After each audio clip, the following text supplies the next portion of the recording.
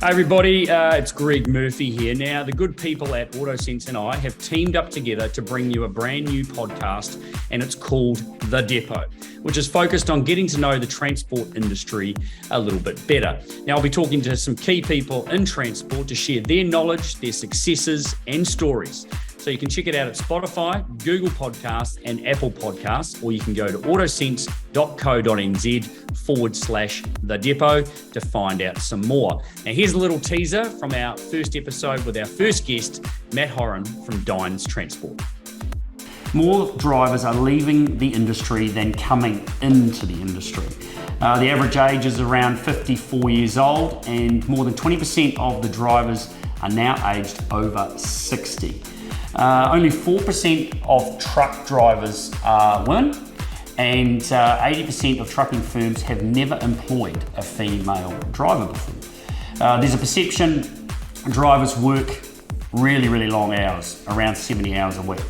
It's expensive to get licenses, and it takes longer for those under the age of 20 to get through the system. Add to that COVID, as well as restrictions on immigration, and the problem is really just starting to snowball. So we're underway. Podcast number one. Matt, great to see you, CEO of Dines Transport. We're going to talk a little bit about you first, though. I know it's not your favourite subject in that area. No, mate, I kind of took a pretty interesting path to get here, actually. I started out on a journey. I think my dad had sort of said to me when I was super young, well, you know, you need to do a business degree, and I was your typical sort of teenager who did the exact opposite of what he wanted to say. So I went and searched for the exact opposite, and for me that was outdoor rec. It's tough, you know, and ultimately you need people.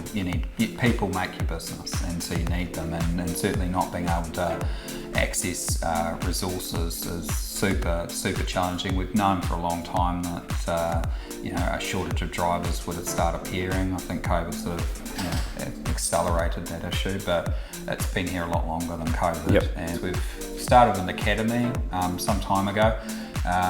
It's called the Dines Academy. It's really focused on trying to bring in the next generation of people into our business and into our industry, but it's also accommodating the ones that want to change their careers as well and giving them a shot. We need more females to be thinking about this path, right? Yeah, and look, it's perception and marketing. Yeah. And ultimately that's just led to a point where, you know, some people don't pick up the phone.